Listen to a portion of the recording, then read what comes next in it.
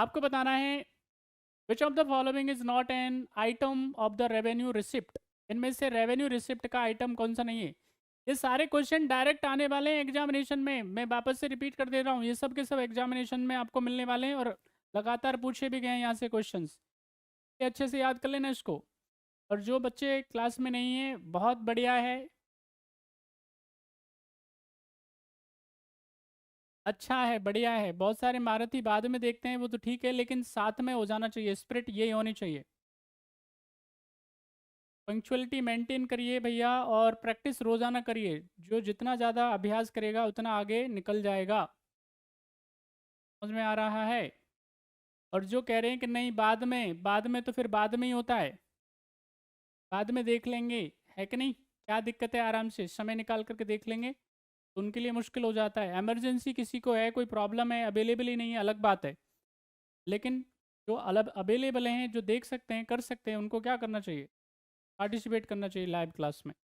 चलिए, सवाल था निम्न में से राजस्व प्राप्ति की मद नहीं है। Which of the following is not a item of revenue receipt. इनमें से कौन सा आइटम रेवेन्यू रिसिप्ट के अंदर नहीं आएगा। Tax income, dividend, grant income और non tax income. Revenue receipt के अंदर इसमें से कौन सा नहीं आएगा। तो आप जानते हैं भाई, टैक्स इनकम तो क्या होता है, रेवेन्यू रिसिप्ट होती है कि नहीं होती है।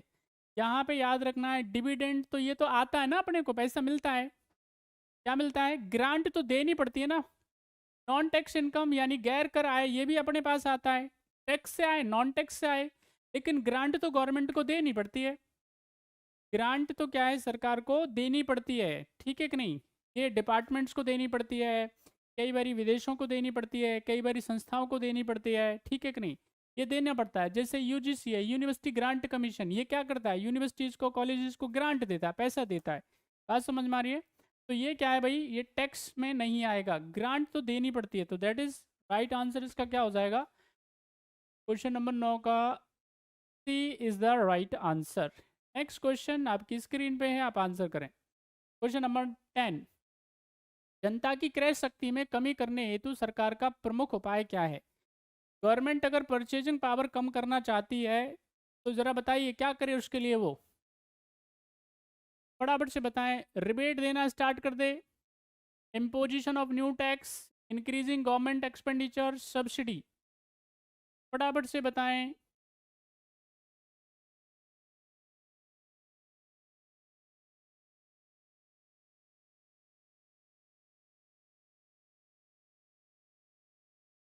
क्वेश्चन आपकी है स्क्रीन पे, आपको आंसर करना है। What will be right answer of question number 10। Waiting for your answers. आपके सवालों का, अच्छा सॉरी, जवाबों का, नॉट सवाल।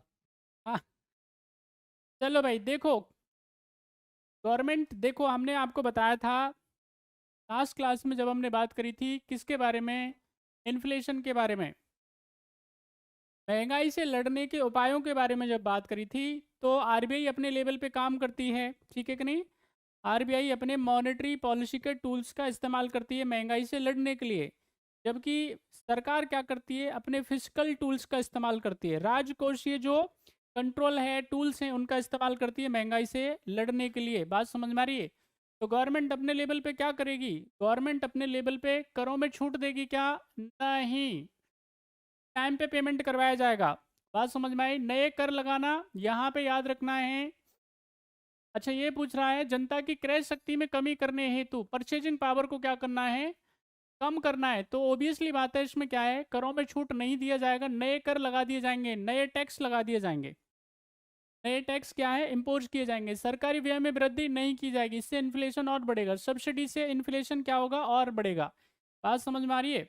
तो जो भी खर्चा वर्चा है उसको क्या कर दिया जाएगा, बंद कर दिया जाएगा, कम कर दिया जाएगा, और साथ ही साथ में नए टैक्स और इम्पोज किए जाएंगे, ठीक है कि नहीं। टैक्स की हो सकता है रेटों में वृद्धि हो जाए, ठीक है। तो वैसे करके गवर्नमेंट क्या करेगी, इन्फ्लेशन को कंट्रोल करने का काम कर सकती है। सही जवाब इसका क्या हो जाएगा, इम्पोजिशन ऑफ न्यू टैक्स।